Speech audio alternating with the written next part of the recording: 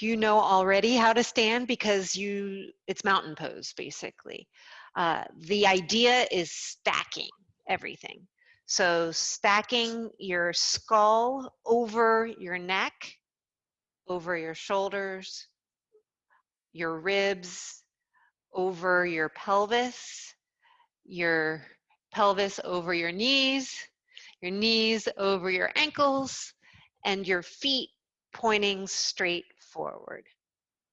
I'll let somebody in. So let's try that.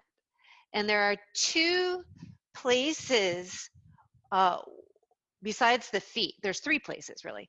The feet, people often think that they're straight ahead when they're ducked or is just doing something else. But if you're pointed straight ahead, that's the alignment that you're looking for.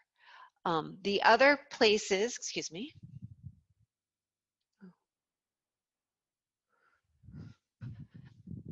The other place that people get messed up often is the feeling of standing up straight, but your head is forward, or the feeling that you're standing up straight and your shoulders. It should be your ears over your shoulders, and it should be your shoulders under your ears and in line with your ribs. So sometimes I have a tendency, particularly with this shoulder, to bring it forward.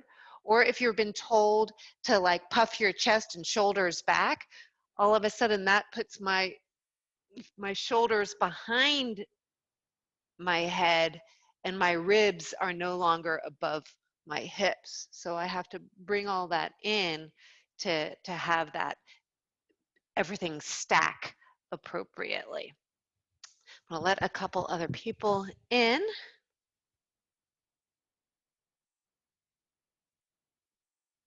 Okay. And the first thing that we're going to do is I'm going to put you into small groups, breakout rooms, to have this experiment, because what you feel as being straight may or may not be. And I want you to focus on those two areas that people commonly think that they're straight, but they're not. And so the activity in the breakout rooms is to turn your camera on, and it doesn't have to be your whole body. It could just be, you know, you're up here, because what I want you to focus, you can see your own feet and know if you're pointed forward or not. The activity is going to be to forcibly put your neck forward and then pull it back, and let people tell you when your ears are over your shoulders. And then like just kind of get a sense of what that feels like when it's actually where it's supposed to be. And I'm not even sure if I'm doing it right. And the other one is your shoulders forward and your shoulders back, and have again somebody tell you when you're lined up. So that's going to be the activity in breakout rooms, is to give a profile and let people and try this exaggerated forward and back and exaggerated forward and back, and have your group let you know when you are in alignment, and just to get a sense of what that feels like, because you can't, I mean, you might feel like you're straight when you actually aren't. So we're going to try that first.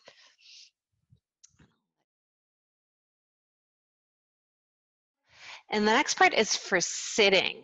And I'm just going to do a little bit of a explanation with my spinal model. And so here's a spine. This is an adult spine and a child's pelvis. So you can see how small this pelvis is compared to a real person's. And you can see that this person is taller than I am. But the myth is that we're always told to sit up straight, but your spine has these curves in it, and you actually don't want to straighten these out to properly align everything. You want things to stack, and they won't stack if it's if you're actually straighten everything out. So lumbar spine, thoracic spine, which is your rib cage, and then your cervical spine, which is your neck. This model does not have scoliosis, which is when you have side curvature in one direction or another. And I say this is a child's pelvis because it's small and straight, and then when you hit puberty, your hormones cause you to have cause your pelvis to develop differently, and there becomes a difference between female pelvises and male pelvises when hormones get through, so that the female bodies are ready to have kids. But when you're a child, they're pretty much the same. Okay.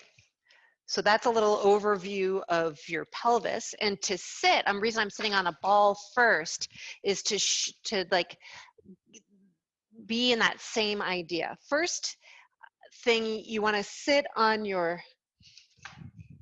sit bones, and the way to do, and then have that everything stack up. And one of the ways to do that is to bend at your hip crease and sort of pop your booty out, and then like sticking your booty out, like sit down, and then stack everything up again. And I'm going to do that from a chair. It's a little bit harder to pop. So, okay, so here I am trying to stack everything up, just like we were before: pelvis, ribs, shoulders, neck, ears / skull. But again, we have a lot of miscues.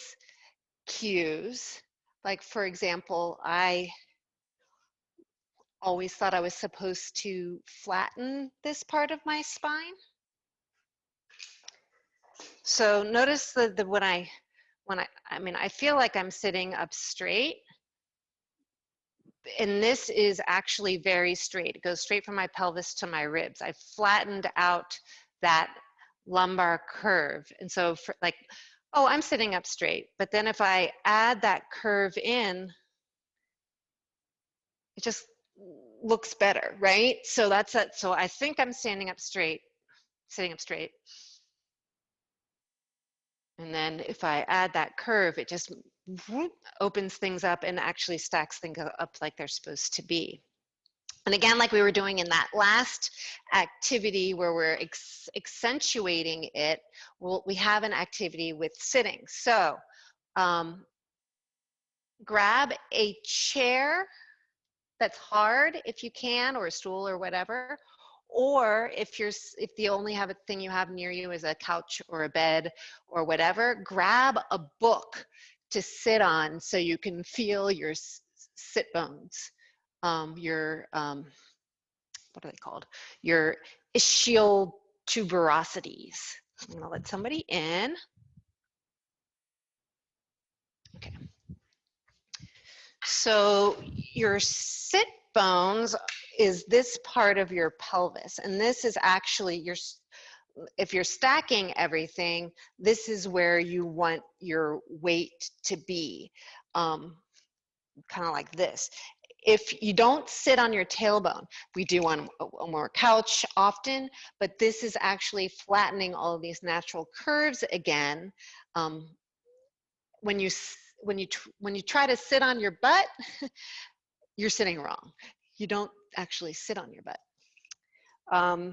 And the reason I wanted to go over this class really is because nobody told me. And so I have 50 years of sitting improperly and thinking I was doing it right. And I want to give you the choice to either sit in a more healthy way or choose to not. So the activity that we're going to do is just to start by rocking on your pelvis. So feeling those bones, and then tipping your pelvis back a little bit and tipping it forward, like popping your booty again. So accentuating the curve and not enough curve. And then you want to kind of make a flow out of it, leading with your pelvis. So when I tilt it, tuck it, what happens with my lumbar spine, what happens with my chest, what happens with my head, and then go the other way, leading with my pelvis, and feel what happens. So I'm just trying to go vertebrae by vertebrae, rocking forwards and backs, leading with my pelvis and seeing what the rest of my spine, including my neck, does with that. Now, I've got my eyes closed, and in my mind, this feels like a very big movement, but I know from looking at it that it's actually not very big at all. So do what your body feels as opposed to try to imitate what you're seeing. So you might even want to close your eyes and just kind of rock back and forth. Lead with your pelvis and let your spine just follow naturally and do whatever sort of curvy pattern that it wants to do. Flexing and extending. There are 2 alignment points. You want to try not to have your chest behind your hips.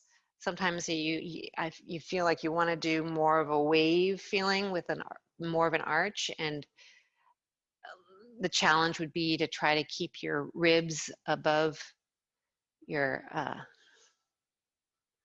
pelvis. And the other alignment point is try not to hyperextend your neck. So either in flexion or in the extension, you want to have more to give in your neck. And lead with your pelvis and let everything do what it's going to do.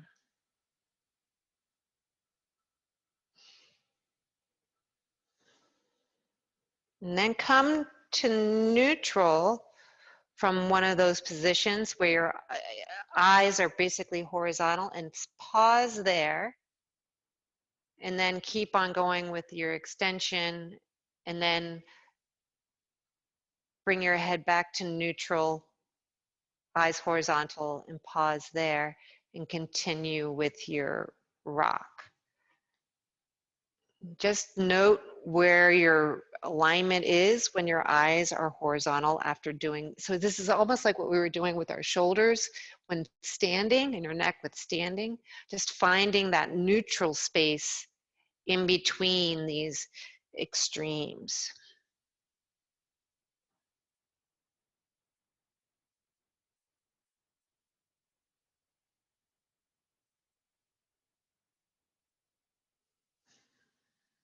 Cool.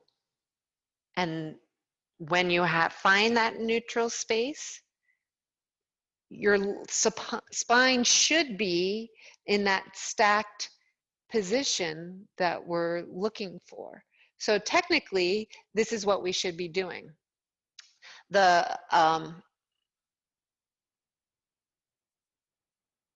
you want to keep everything in line, which is why having ergonomic elevated, like your computer elevated and stuff, so that your head's in line, is actually a good thing. Because from here, oh, my spine is straight, but I'm reading my book. Look what happened I just did to my neck, right? Or I'm at my desk writing, and then I look up, and this is actually what's the student position, right? We're curving, flexing all of our spine, and then hyperextending our neck to, oh, what's happening on the board, whatever. But really, it should be that, right? So that's how to stand or sit, whatever this is, how to sit. Walking, we're going to do some warm-ups on the mat, but walking has should have three main components to it. Like we talk about our spine having, three planes of rotation. Basically, walking needs to use more of our hips than most Americans do. When somebody's stuck up or rigid, it's probably they're not moving their hips as they should to walk efficiently. What you do when you run is actually more in line with what you should be doing when you walk as well in terms of movement. So there's like a twist element to walking. There is a vertical element where one waist shortens, I'm exaggerating it, but there's this kind of feeling, and then there's a little lateral. And we'll go over what that looks like and feels like. But first, let's start by being on our mats or whatever you're lying down on. Okay, so the first one is we're going to do that idea of the vertical component. And that is achieved by lying flat, legs flat on the ground, and then I'm just going to extend through my left heel, like trying to lengthen my left leg and allow my right hip to come up a little bit. And then shifting. So super small micro movements, but as I extend my right heel, I'm noticing that my left hip is rising up and I might feel a shortening in my left waist. I'm going to switch again. So extending through my left heel and letting my right hip rise. And try to keep going and just at your own super slow-mo pace. Extend through that heel and let the opposite hip rise up. In a walking or running motion, the lengthened leg is the striding leg, and the one that's shortening at the waist is the one that's impacting with the ground. Keep on going, just alternate back and forth until it feels natural. Notice that you might feel your spine curving left and right, and you should. Your spine is a very fluid, dynamic structure that we underuse. Okay. Even them out and then come to neutral, and good job for the first idea. I'm going to let someone in and then we're going to move on. Okay, so the next one is with knees bent and feet wider than your hips. And what we're going to do is start doing that twisting, that sort of forward, that stride forward motion that should be incorporating your hips, but a lot of times we don't. So the first thing we're going to do is take my left knee and flop it in. And when I do that, I'm going to get some air under my left cheek. And then I'm going to come back up to vertical, and I'm going to repeat 5 times. And somebody said something in the chat, and I do not know what it says. And maybe you'll notice that you get a little bit more height or a little bit more dip of your knee after the 5th time. Then we're going to try our right knee dipping over. And I'm going to see what's happening. So you dip and get some air underneath your right cheek and flip it over 5 times. And then we're going to alternate. So air underneath one cheek and then air underneath the other. And just to get our hips to start to move left and right, or forward and back. Notice there's a little bit of a feeling of twist and a lift of your torso as you do this. Cool. And then come to neutral. Have your feet in a little bit more so that they're lined up with your hips. And we're gonna almost do, instead of the flopping of the knee, it's almost like a one-legged bridge. So I'm leaving my right cheek on the ground and I'm gonna press in with my left heel and push with my left forward with my left knee and get some air underneath my left cheek. And then I'm going to do that again 5 times, just the one side. Just getting a little bit of air. You can make sure that you're getting so it's like a one-legged bridge. And then leave this cheek down and switch legs. So I'm just getting a little bit of air, tracking forward with my knee, not trying to let it flop either way. Pressing in with my heel and pushing my knee towards the end of the mat. And then we're going to try alternating. So one and the other. Just get a little bit of air under each one and notice there's a twist in your pelvis and hips as you move it forward. Cool. And come to neutral. Now we're going to combine this twist component with the vertical component that we did. So I'm going to leave my right leg bent, extend my left leg, and I'm going to push into my right foot and do that single-legged bridge. Meanwhile, with my left leg, I'm going to pull it up to shorten my waist, to adding that vertical component. And then I'm going to switch and lift with my left cheek and shorten with my right, lift up my, vertically up my right hip. And then I'm going to switch and try to get a little bit smoother. Maybe try to do both at the same time as opposed to each one separately.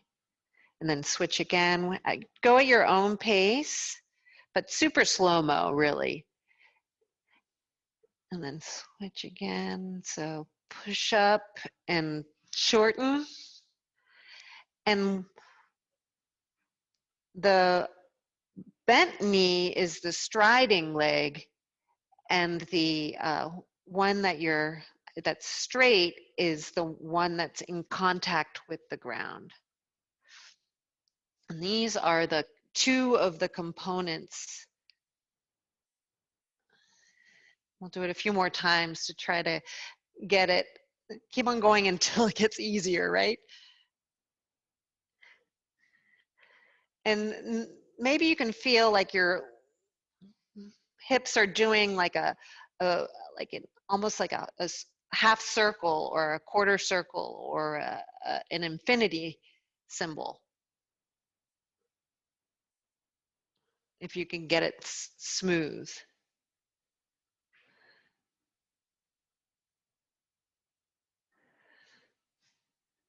And I'm going to do one more just because I started on that side. Wow. Okay. Awesome. Now we're going to stand up. So the third component of a walk, so we've got this sort of twisty motion where our pelvis is doing this moving forward piece, and we have this vertical piece, and then the third component is a lateral piece, left, right. So stand in mountain, everything's stacked up, hopefully. And then I'm gonna bend my left knee, let my weight shift over to my right side, and whatever wants to happen in terms of a slide to the right, I'm gonna let it happen. I'm not gonna prevent this sort of side slip. And then I'm gonna switch, stand in mountain, and then switch. So I'm bending my my right knee and letting my left hip slide out. Then mountain and switch, and mountain and switch. So the left-right movement, it might feel like it's this feeling. It might feel like that, but the movement isn't that great. It feels like a lot more than it is. And if you don't believe me, go find a mirror and stand in front of it and practice this and just see how much your hips are actually moving left and right. It's not that much. You're just letting your ligaments, your hip ligaments, do the natural stop that it wants to do. And that's it. But putting it all together gets a little tricky. So hopefully if anybody ran to a mirror, you're back, because we're gonna start trying to walk. So the first one we're gonna do is, so I'm gonna bend my right knee and let my weight slip and stand on my left hip. And then I'm gonna take a step forward and let my weight shift and let that hip slide out to its natural stop. And then I'm going to take a stride, super slow-mo. As I shift my weight, I'm going to let it come to its natural stop.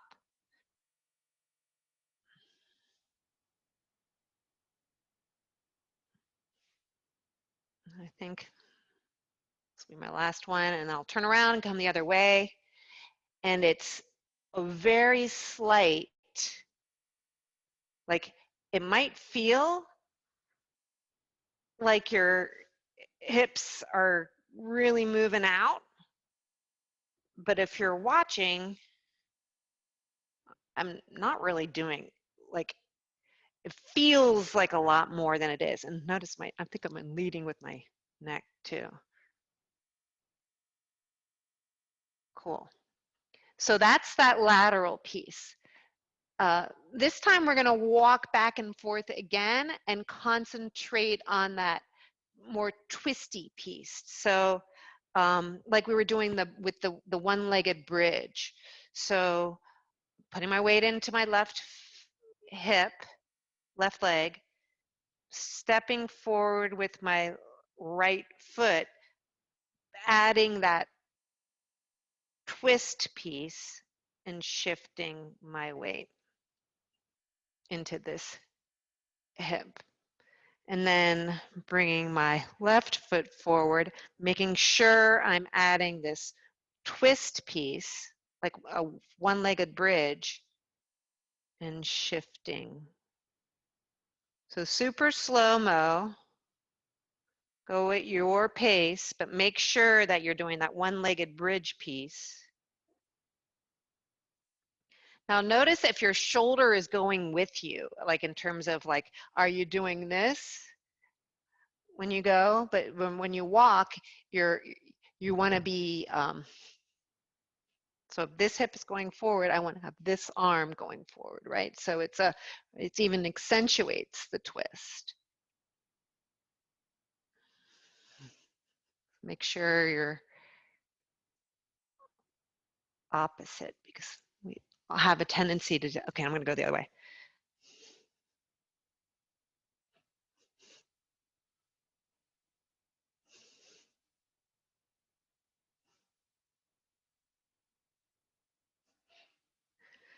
I know you feel like you're overthinking, and you are.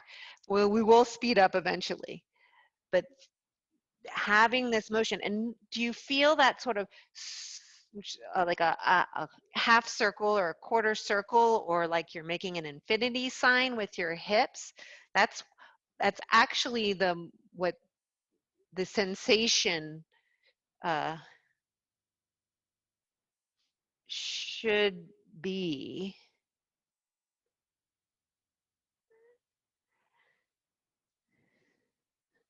And let's try to speed it up a little bit. And I know it seems super weird when you're actually concentrating on it.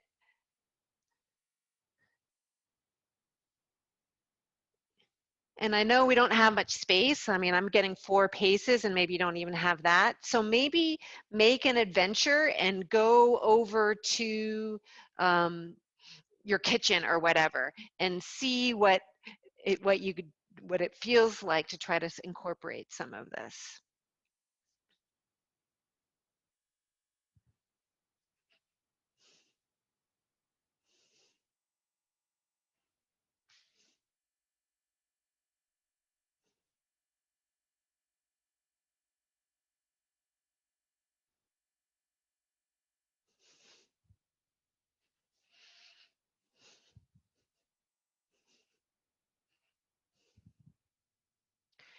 And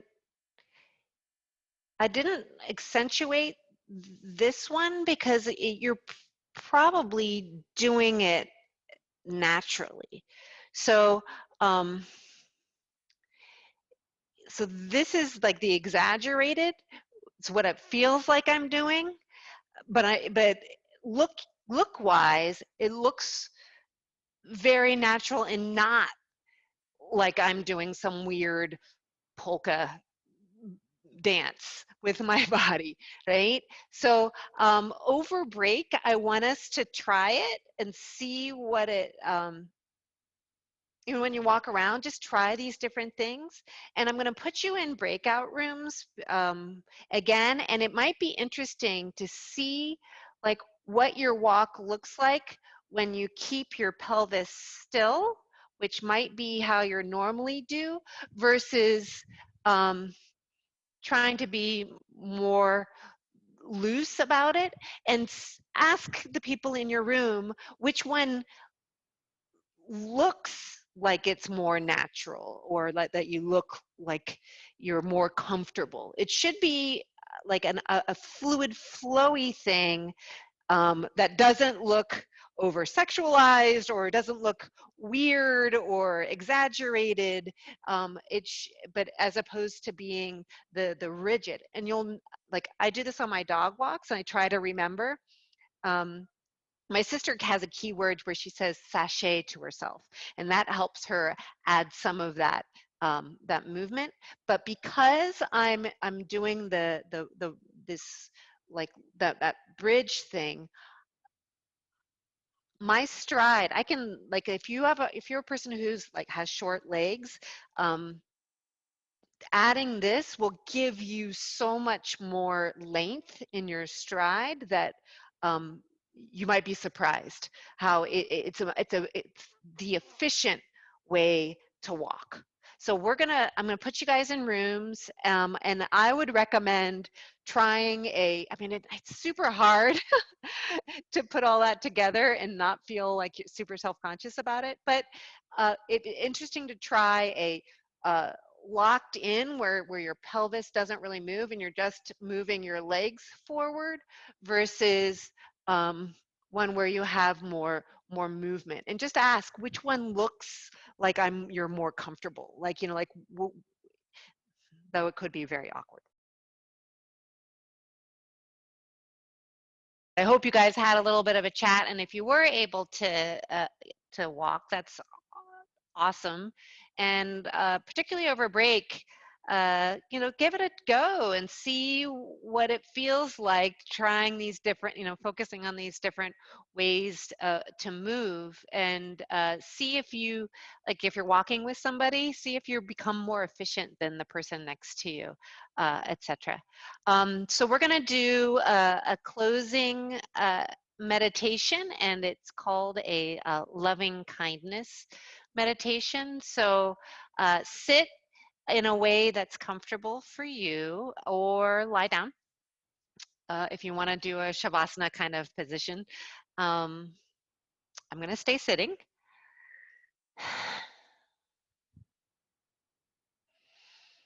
And then first, notice your posture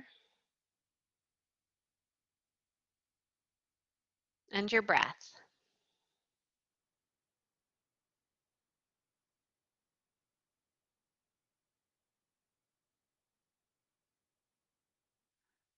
And then notice your connection with the ground, or if you're sitting with your chair or whatever you're sitting on.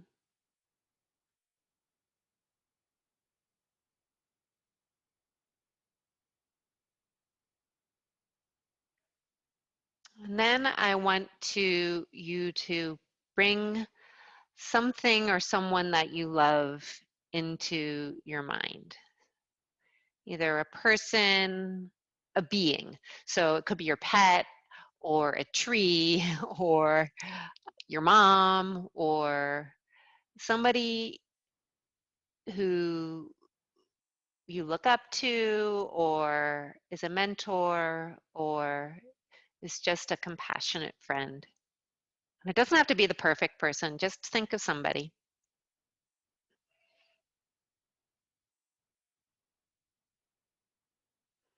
And then we're going to send that person well wishes, loving kindness.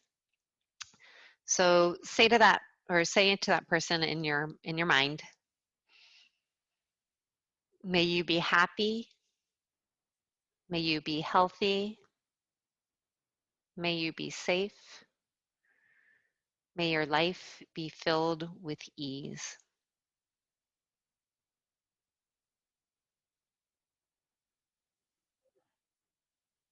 And then put yourself next to this person and think to the two of you, or this entity or this being. May we be happy. May we be healthy.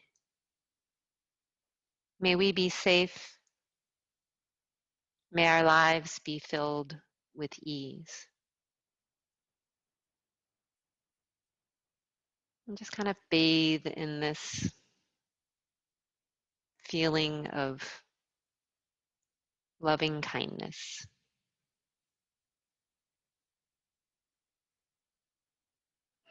Then see if you can expand it, maybe to every member of your family.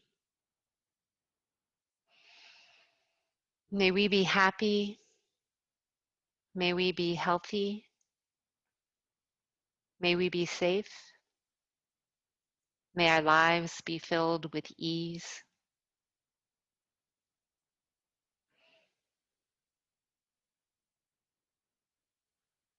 Maybe send it out to everyone in this class. May we be happy. May we be healthy. May we be safe. May our lives be filled with ease.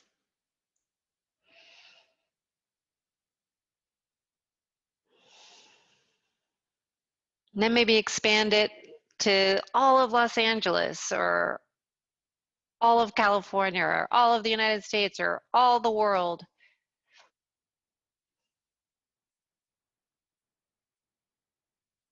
May we be happy. May we be healthy. May we be safe. May our lives be filled with ease. And then send it out to whoever you think needs it. May we be happy. May we be healthy. May we be safe. May our lives be filled with ease.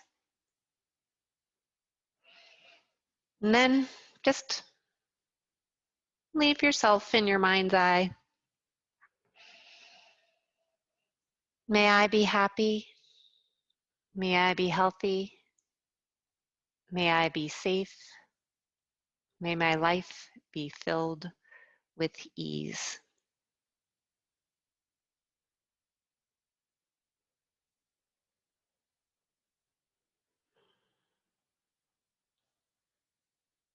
Take a big breath in.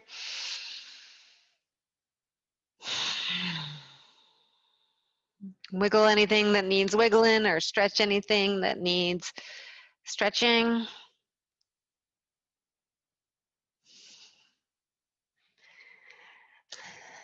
And I hope you guys have a safe and happy and healthy break. There is no homework for yoga, no journals, no documentation unless you need to and want to.